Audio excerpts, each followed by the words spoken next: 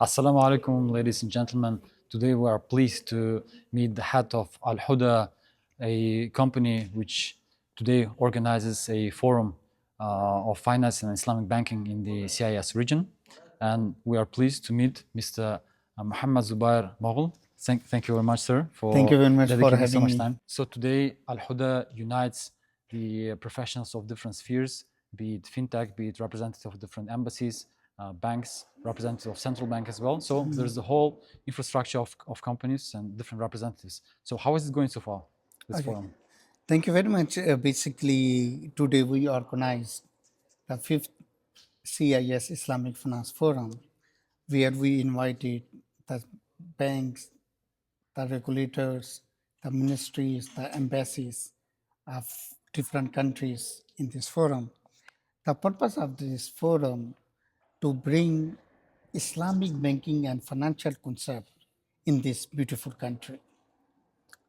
Basically, globally, the total size of Islamic finance is about $5.7 trillion, and about 8,000 Islamic banks and Islamic financial institutions are working in 120 countries.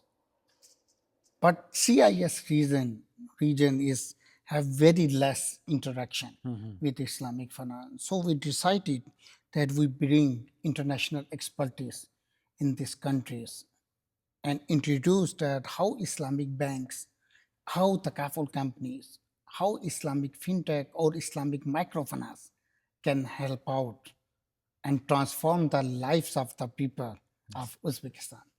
Great, great. Uh, Before dwelling into all the technical details about different types of Islamic alternatives to the conventional banking and conventional financing, uh, I wanted to ask the most important, or I would say even fundamental question regarding the Islamic finance in general. Could you please tell me? We know that riba or usury is prohibited not only in Islam but also in other religions as well. Excellent. Could you please tell me what are the actual real life effects of usury so that it's actually which actually make it the a major sin? Basically, the riba interest, as you rightly mentioned, is not only prohibited in Islam but in other religions as well, in Christianity, in Hinduism, Judaism, and many other respected religions. Interest is prohibited. But in Islam, we have very strict verdict against interest. Yes. Actually, interest is prohibited to Muslim by two ways. One by the Holy Book, by Quran, Yes. and one by the Prophet. So even if we see in Quran or even by Prophet, by Sunnah, we have very strict prohibition. So therefore, in many Muslim countries, Muslim people do not want to go for interest-based banking and financial system and remain excluded from the financial access. And this is the major reason that in the Muslim world, Muslims are in the poverty because they are not utilizing the banking and financial systems and how they will address their financial or economic needs. There are reports by the United Nations, World Bank, even by IMF, and they evaluated that one of the major reasons of the poverty in the Muslim world is that they are financially excluded. And in their reports, they mention if they want to remove the poverty or they want to include the Muslim in the financial inclusion, then Islamic finance is necessary. Yes. Therefore, the United Nations, the World Bank, IMF, and other multilateral organizations like European Bank of Reconstruction and Development, Asian Development Bank, African Development Bank, they have dedicated department for Islamic banking. They do not have department for religious purposes, Yes. but they have department for the financial inclusion for the Muslim. Last week I was in Washington. I met at the World Bank with the team who are working for Islamic finance. Yes. I used to be work for United Nations for Islamic finance. I used to be work for Asian Development Bank and for many multilateral organizations. Their aim is to introduce Islamic banking regulation or Islamic banking product so that they can achieve the major agenda of the financial inclusion. Yeah. We believe that poverty do not have any religion. We cannot say this is Christian poverty and this is Muslim poverty. No, poverty is the poverty. But in the certain religions, they have a specific techniques how to address such issues. And Islam is one of them. Absolutely. And what are the real life consequences of using the usury, the interest system? If we see that, as I mentioned, that interest have two evils. One, the religious evils, which is mentioned in Quran and Sunnah. Yes. But as per your question, interest have economic evils as well. Exactly. Because by having interest-based banking or interest-based economy, there are a lot of economic evils. For example, one of the major production of interest is inflation. If you have high interest, then you will have a high inflation. If you have a high inflation, as per the global economic model, then you have high unemployment. If you have high unemployment, then you have terrorism. If you have terrorism, then destruction of the economy, destruction of the country, and etc. So from where that start? From the interest. Yeah. So interest do not have just the religious evils, but they have economic evils as well. For example, the countries who do not have interest-based system, they do not have inflation. For example, Japan. By the way, Japan is not a Muslim country. Yes. Even the Muslim population is less than 1% over there. But in their economic or banking model, they do not have interest. Whatever is the price of this camera in Japan 20 years back, today price is the same. Because they do not have interest-based banking, therefore they do not have any inflation. So, and another thing that why Islam prohibited the interest, because Islam considered that interest is the exploitation. Exactly.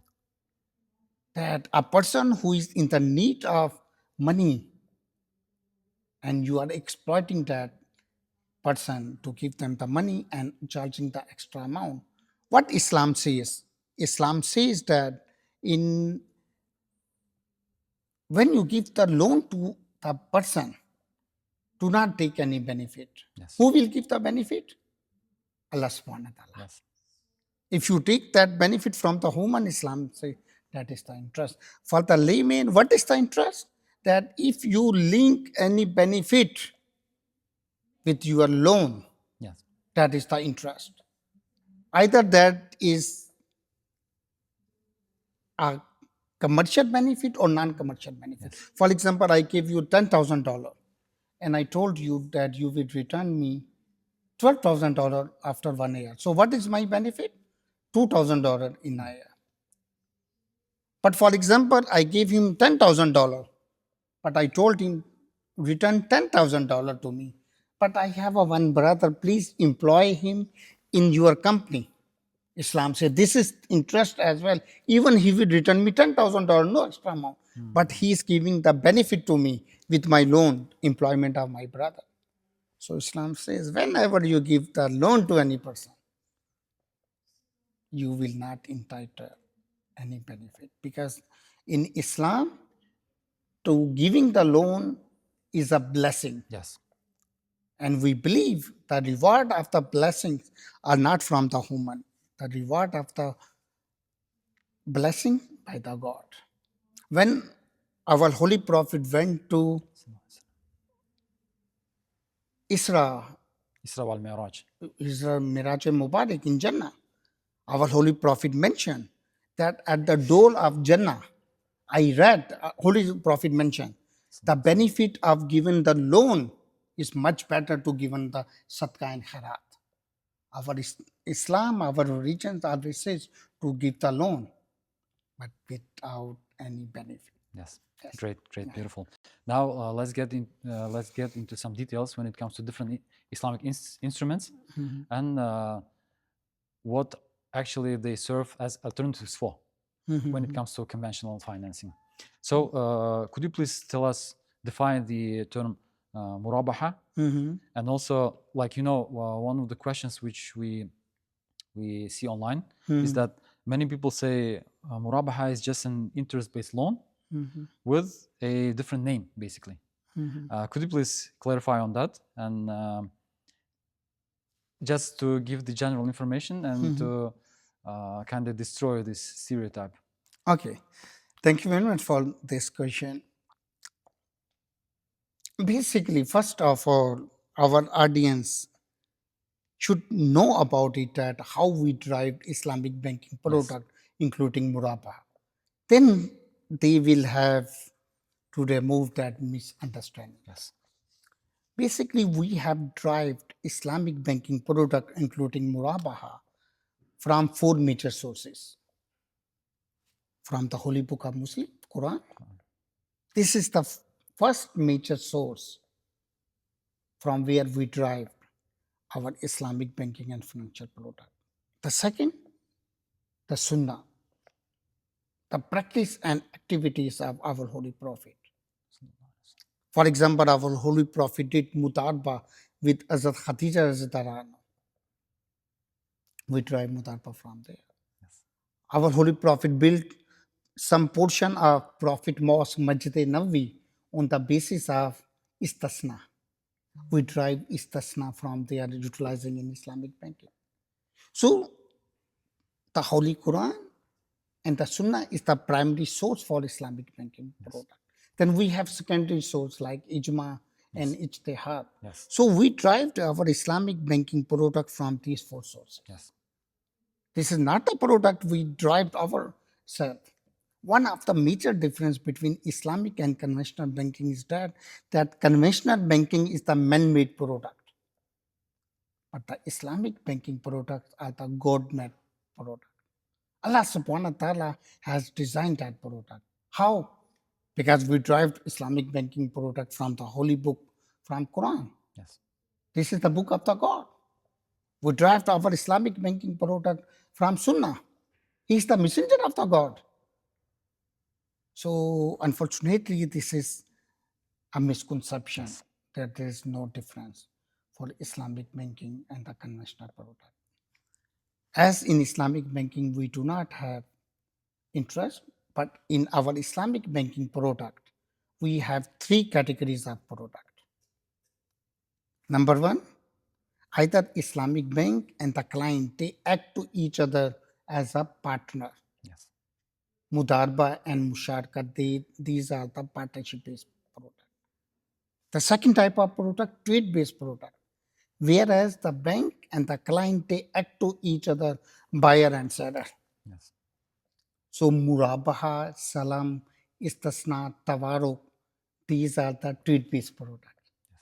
And the third type of product are the rental-based product, whereas the bank and the client, they act to each other as lessee and resort. In Arabic, that is called Ajar and Ajir. Yes.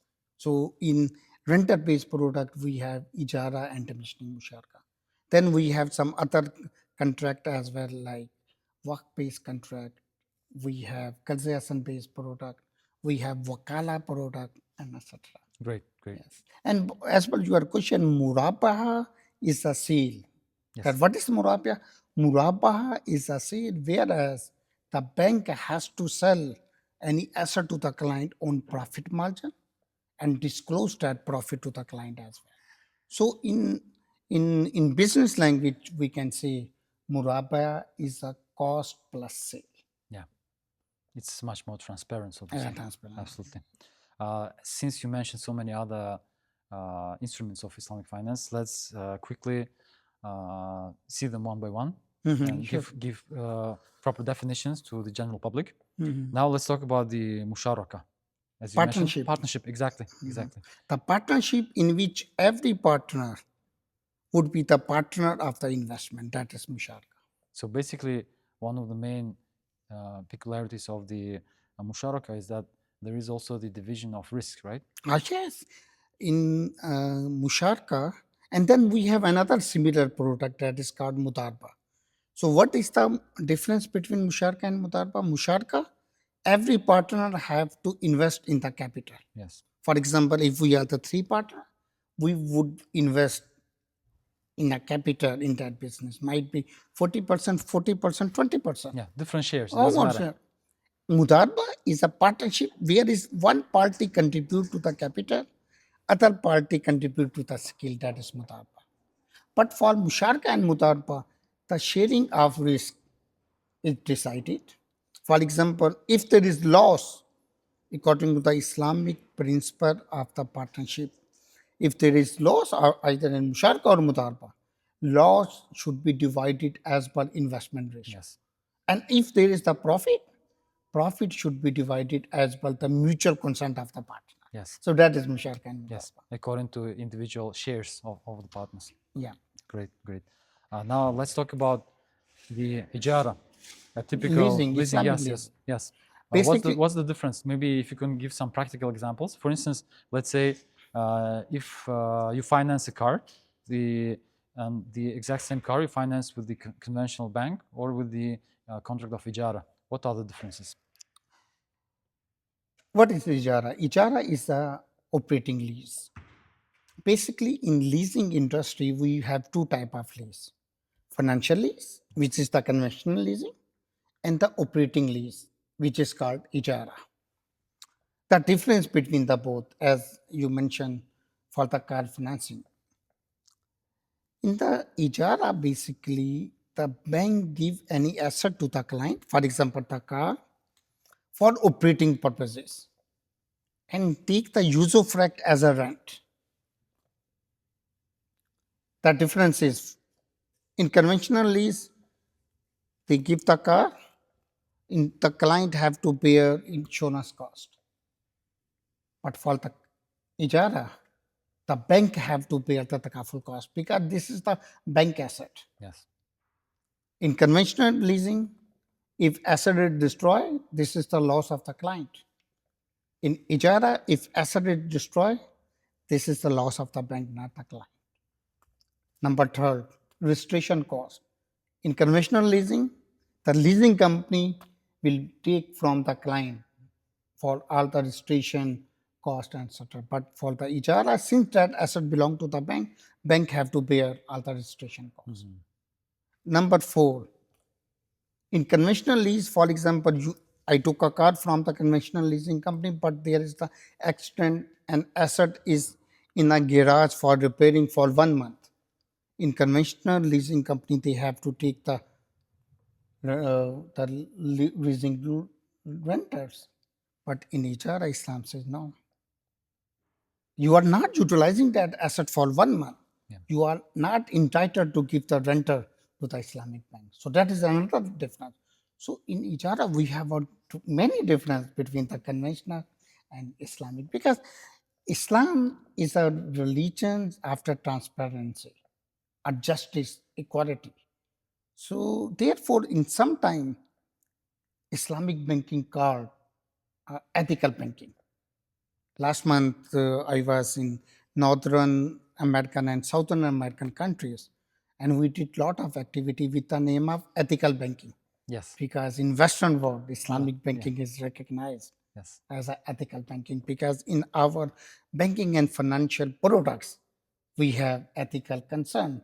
As I gave you the comparison of Ijara and conventional leasing. Yes, great. And actually, regarding that, I wanted to ask, and once again, there is this misconception, and hopefully you will clarify it. Is Islamic finance limited solely for Muslims, or No. is it practice for all representatives for different religions? And actually, the question of faith in this case is not that relevant, right? So it's open for everybody. Very good question. Basically, Islamic banking is a system, not a religion.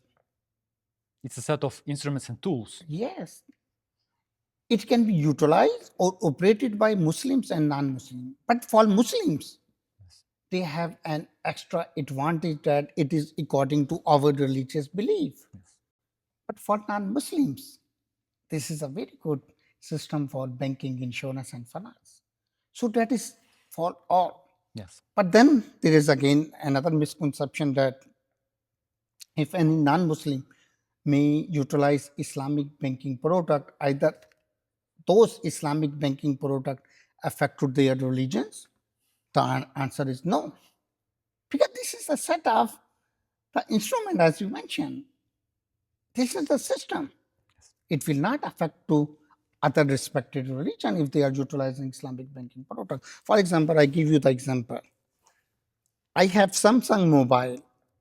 In this Samsung mobile, they have Android operating system, Yes. which is made by non-Muslim, and I'm the Muslim. Yes. In a day, I'm utilizing a non-Muslim system more than 100 times. WhatsApp, message, Telegram, email, Facebook, calls, SMS. Either that system affect to my religion, which is made by non-Muslim? No. I'm the only utilizer of this system which is made by non-Muslim. Similarly, if any respected non-Muslim may utilize Islamic banking product, he or she will be utilizer of the system. It will not affect to their religion. Exactly. Yeah. Great. Now let's pass on to another important instrument, which is a sukuk. So, Could you please elaborate? So governments around the world borrow trillions through bonds. And if sukuk is the ethical alternative, why hasn't it become yet the global standard? Or actually, it's on the way to become the global standard? basically, the total size of the sukuk market is about $1.1 trillion right now. And you will be surprised to know that about 13,000 sukuk have been issued. Very good instruments for the government to raise the fund for the infrastructure development projects. Yes. Very good instrument for the corporates or the Islamic banks and the financial institution to raise their funds. Sukuk have a standards of the accounting and auditing organization of Islamic financial institution. They set the standards. IFSB, Islamic Financial Services Board, they have couple of standards. Yes, they have standards. Yes, the countries, they supposed to adopt those standards. Yeah. But many countries, they didn't have the legislation or adopted Yeah. those standards. Therefore, this is the misconception that Sukuk do not have the standard. Otherwise, Sukuk have a standard. In 2006, I set it up one website, sukuk.com.pk. This is still working from last 20 years. And in that website, you can find all those standards and structure as well for the Sukuk. Sukuk.com.pk. Yeah. Could you please make some examples of countries who are successfully implementing the system of sukuk? Malaysia, Pakistan, Great. UAE, Qatar, Saudi, Nigeria, even United Kingdom. The UK government issued 2 sukuks. South Africa, where Muslim population is less than 2%, the government of South Africa, they issued a sukuk to raise the fund for the infrastructure development. The German government, they issued the sukuk. So sukuk is very good instrument. And the country which I mentioned, they have a very good success stories for the sukuk. Yeah. Now let's talk about the standard conventional insurance and the Muslim and the Islamic alternative, which is takaful. Yeah. Could you please tell us what are the differences between these two? I'm very much happy to share that the first takaful company in this beautiful country in Uzbekistan was started by Al Huda. Wow. Alhamdulillah. So we set it up about 23 takaful company in different countries. The difference in, I would like to add one thing, that in Islam, we do not have any issue or any contradiction with the concept of insurance or the philosophy of insurance. Islam recognized the concept of insurance, by the way. Islam recognized the risk management. Islam recognized that if any person is in the hardship, you have to help that person. That is mentioned in our Quran and Sunnah. Islam do not have contradiction with the concept or philosophy of insurance. Where is the contradiction? In the operations of the insurance company. For example, if the concept is not permissible, then how can we have Islamic version of the concept which is not permissible? Yes. In Islam, we do not have a contradiction for the philosophy or the concept of insurance. Where is the contradiction? In the operations. In the operations of the conventional insurance company, they have 4 un-Islamic elements which are not permissible in Islam. So those elements are interest, riba, Yes. gharar, uncertainty in the business contract, Yep. gambling, kimar or mesa is over there, and the risk transfer issue. These are the 4 un-Islamic elements in the operations of the insurance Yes. companies. Therefore, Sharia says that insurance is not permissible. Yeah. But in terms of the concept and philosophy, Islam says Yes. insurance is permissible. So the concept is valid. However, the application is where we like when it comes to conventional insurance. Excellent, excellent. Great. I observed that you are the Sharia scholar as well. No, not yet. We had to prepare for this interview since it's a great opportunity to meet you. Now, let's talk about briefly about 2 other instruments, which are salam and istisna. So, could you please define them and state the benefits of these instruments? Okay. Salam and istisna, these are the trade-based product, whereas the bank and client are involved in buying and selling. In salam or istisna, bank have to pay the cash to the client to manufacture or grow something. And whatever client will grow, they will sell that product to the bank. So in salam and istisna, bank have to pay the cash to the client.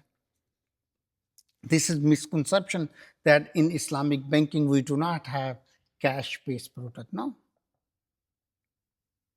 In Islamic finance we have cash-based product as well. Salam and istisna are the product where bank give the cash. Salam is ideal for agriculture. You give the amount to the farmer. Whatever he will grow, or cotton or wheat, whatever, he will sell that cotton or wheat to the bank on discounted price, and bank have to sell that product to the market and recover their principal amount with a profit. That is the salam. Istisna is similar to salam, but in salam that is necessary to pay 100% payment in advance. But in istisna that is not necessary. Istisna is basically manufacturer product. Istisna derived from Arabic root word sana. Sana means industry. So that is industrial type of loan, manufacturing type of loan. Yeah. So that is salam and Do you istisna. think that in the modern day conditions of Uzbekistan and also other countries of the CIS region, these 2 in particular are can be actually of great use?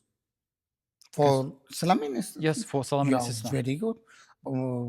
Even I wrote a brief note about 5 years back that in Uzbekistan we should utilize salam for agriculture financing, because in your country microfinance institution are allowed for Islamic product. So for the agricultural financing, salam is the ideal, very much ideal, because in agriculture financing the farmer need financing inter tranches. In crop production circle, for example, if you have a crop like wheat, for example, 10 month or 8 month, client do not need a money at once, but in the tranches. The first stage he need money to leveling the land. Second stage he need the money for seed. Third stage he need the money for the irrigation. Fifth stage he need the money for pesticide. Seventh stage he need the money for harvesting the crop. The last stage he need the money to link their crop from the field, from the rural area to the market, the transportation. So if you are the Islamic bank, how much murabia or wijara will you will do with your client in one crop production cycle? Very difficult. Salam is the ideal one, give 100% payment in advance. Client, I mean the farmer have to fulfill all the need of the crop production cycle himself, and at the end he will give you the crop. So the Salam is ideal case study for the agriculture financing. Great, great. Now we've seen that one of the main activities of Al Huda is actually that you help convert conventional banks into Islamic Yes. banks, or actually you help to create a Islamic window. Yeah. Could you please elaborate on that? How actually it happens, and what is the current condition when it comes to our local banks here in Uzbekistan? Yes. Uh, Alhamdulillah, in last 20 years, because we set it up Al Huda in 2005, we have set it up many Islamic banking windows, and we have experienced what the conversion from conventional to Islamic as well. Globally, there are two types of Islamic banking: the full-fledged Islamic banks and the window operations. So it depends country to country, regulation to regulation. For example, in your neighboring country, the one bank, the name Sohob Core Bank, they converted from conventional to Islamic. The new name is Dohid Bank. Wow. Which But country? in your country, most of the bank they are thinking for the window operations. Yes. And but I believe that if any conventional bank may convert from conventional to Islamic, it would be a very good business case for that bank as well. Great, great. Now, since you are specialized in Islamic financial roadmaps for the whole countries, could you please tell us how much time shall we need in order to have all the necessary infrastructure to be able to have Islamic solutions when it comes to financing and banking in general? For setting up Islamic banking product, you mean to say? Yes, yes. I mean, here in the conditions of Uzbekistan, I would. since you actually are actively engaged in the creation of different roadmaps for the government, for the central banks, and so on, how much time? Like, what is the time frame for the creation of even the initial stage of the infrastructure to have the Islamic financial solutions? Yes, at the government, let me answer your question in two parts: for government part and for the private part.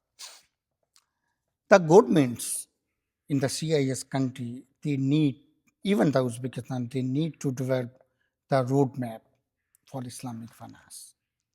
For example, for 10 years roadmap, we are sitting in 2026 right now, where Uzbekistan will be in 2036.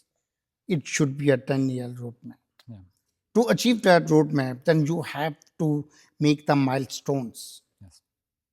In 2026, you have Islamic banking regulation, Alhamdulillah. In 2027, might be you have regulation for Sukuk, for Islamic capital market, for attracting foreign direct investment for the country. Might be in the future, after 3 years, you have Islamic financial free zone in this country to attract the fund from different Muslim countries. For example, Yes.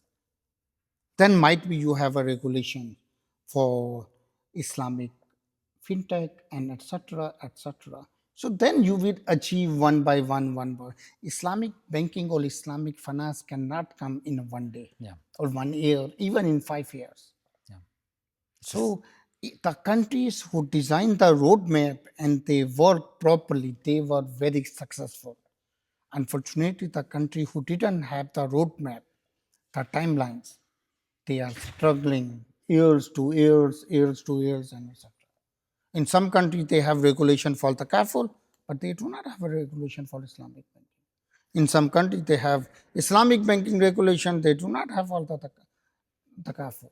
They have regulation for Islamic banking and the kafir, but they do not have regulation for Sukuk. If they do not have a Sukuk, then how Islamic bank and the kafir company will manage their liquidity? It's meant these are the mismatches. So when you have a complete roadmap, the framework, then you will accommodate the industry very well. I'm the eyewitness that if the country didn't have the roadmap, unfortunately, their Islamic banks about to collapse because they didn't have liquidity management product. They didn't have such product to supplement to the Islamic microfinance, Islamic capital market, Islamic fintech, sukuk, takaful, and etc. If you said only Islamic banking regulation would be enough for the Islamic banking, after 5 years, your all Islamic bank will be finished without takaful, sukuk, Islamic capital market, and etc. etc. So we need to develop a proper roadmap and to design a proper ecosystem to facilitate Islamic banking and finance. Great. You know, in the modern day Uzbekistan and also in other CIS countries, some people, unfortunately, also because the Islamic finance is quite a new thing, they were forced to utilize the services of conventional banks when it comes to maybe student loans or mortgages and so many other instruments and products and solutions. What would be your advice to people, to laymen actually, who are already engaged in the interest-based financing, banking, to get out from there and to start from scratch, so to say, to a more successful, to a more sustainable way? My dear brother, being the Muslim, this is in our heart that if we will go for the Islamic banking, Allah subhanahu wa ta'ala will give the barakah.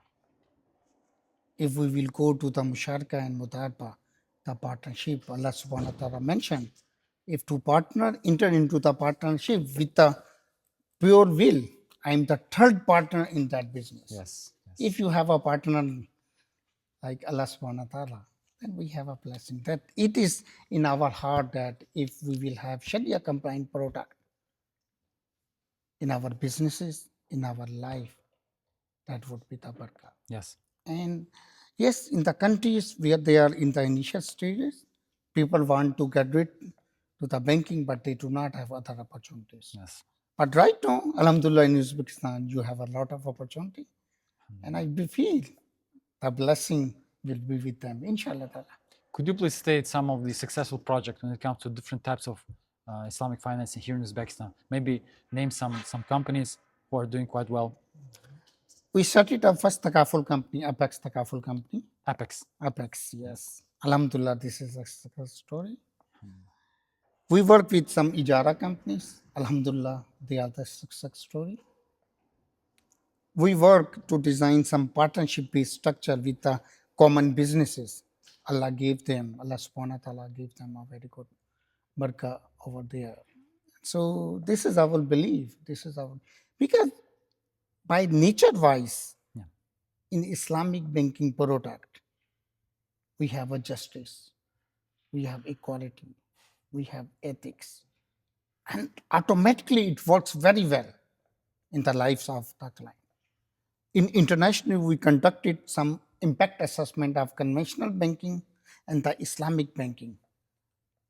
The people who utilize Islamic banking product, they are graduating model to one economic level to the next economic level was very fast than the people who are utilizing conventional banking product. So, by the blessing of God, by the product structure wise, we have a such product that we didn't find the complaint from the client that those product didn't work. But I would like to advise one thing, which was the one after your question as well. How to design Islamic banking product. Whenever you have to design Islamic banking takaful or Islamic microfinance product in this beautiful country, you have to design your product yourself. Do not copy paste your product from Pakistan, Malaysia, or from Qatar or Saudi or Dubai. No. You have to design your product according to your regulation, according to the demand of your market, according to the ethics of your banking of this country. If you will try to copy paste a product from Malaysia or etc., it will work 2 or 3 years. After that, people will say, or sometimes bank says, "Oh my God, Islamic banking is difficult." No, Islamic banking is not difficult. We are the difficult who didn't do the research to design the product themselves. Why they are copying pasting the product? For example, Malaysian product has been designed according to the GDP of the Malaysia, according to the banking regulation of the Malaysia, according to the per capita income of the Malaysia. How you will bring such product and you said it will be implemented in Uzbek market now? To design one Islamic banking product only takes 6 weeks, only 6 weeks. Wow. If you will design yourself, that product will work next 10 years. So that is the thing, that whenever you want to expand your Islamic banking product, conduct your own market study. To you have to make the survey, focus group discussion, interviews, SWOT workshops. In 6 weeks, you can design any Islamic banking product, and that product will work for you for next 10 years. Inshallah ta'ala, then your people will be happy. The bank will be happy, their profitability for the banks will be the higher as well. When it comes to the different fields of expertise of Al Huda, you're also intensively engaged in education. Not only you organize different workshops, different seminars, forums such as this one, but also you actually prepare different crash courses for different organizations. What is the current situation here in Uzbekistan when it comes to education, when it comes to education of Islamic finance? Are there already some maybe universities in place, or maybe some departments in local universities, or what's the overall condition here? Alhamdulillah, we at Al Huda, we organize our workshop and events, trainings in about 50 countries in a year physically, but our online programs are different. Then we have digital learning programs for 1 year, 6 months for different Islamic banking or Islamic financial topics. Those programs are available in English, French, and Russian languages. And then we have a couple of other programs as well. As per concern about the Uzbekistan, unfortunately, in Uzbekistan, the universities and higher education institute need to develop bachelor, master, or postmaster's program for Islamic banking, because the demand of Islamic banking in this country is very much high. And by the blessing and kind support of the government and the central bank, you have Islamic banking regulation now.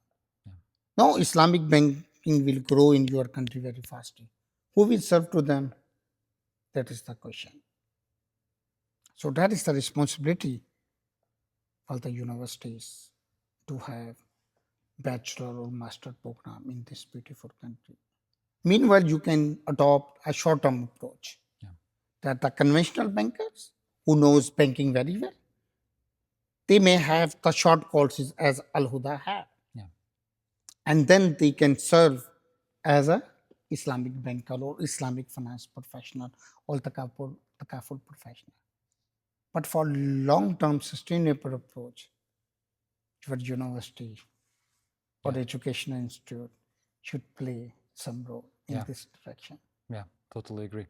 Now to wrap this up, what would be your advice to youngsters? You know, Uzbekistan is the country with the majority of population who are quite young, from 18 up to 34 years old. Excellent. So what would be your advice to those who want to make a difference, especially when it comes to finance and when it comes to Islamic finance?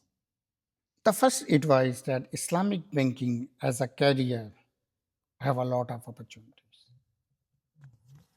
I wrote one article that currently about 100,000 Islamic banking and finance professionals required in the industry. Wow. Even in the Middle East, in UAE, Qatar, Bahrain, and many other countries. the salary of Islamic banker is higher than to the conventional banker because demand is high, supply is very low. So they can adopt Islamic banking as a career. And I believe that Uzbekistan is the regional hub for Islamic finance. If you have a proper Islamic banking education or experience, you can export your human resource to your regional countries. You can export your human resource to the Middle East or Europe or in North American country where they need Islamic finance professional, Islamic banking professional. As a career, that is good. Number two, if you will be serving to the Islamic bank, peace of mind would be very high. Sakina. I did a secret interview with very many conventional bankers. And I'm honest with you, they weep in front of me. Wow. They said, we know that we are earning a lot of money in conventional bank, but our heart is not satisfied. One day Yes. we have to die. So the peace of mind, peace of heart, Piece of soul. yeah, by having that they are doing something positive according to our religion, according to our beliefs. Thank you so much for dedicating so much of your time. I hope this video will reach so many of the local youngsters and also beyond in the whole of CIS region. Thank you so much, and we wish you fruitful upcoming days as well. Thank you very much. You can share my email address with the audience as well. Absolutely. If they have any question, and if they, even by having this opportunity of your channel and your activities, if any of our audience want to do research in Islamic banking, I mean academic research, Yes. they can attach with Al Huda without any fee. We can give them the literature, we can design their study, we will provide them the material, we will associate them with our Sharia team, with the experts to design their research, to conduct their research. We are offering such complimentary services to them. And if they require any structure, any books, and etc., they can contact us. Thank you very much. MashaAllah. Thank you so much. Thank you. Thank you very much, brother.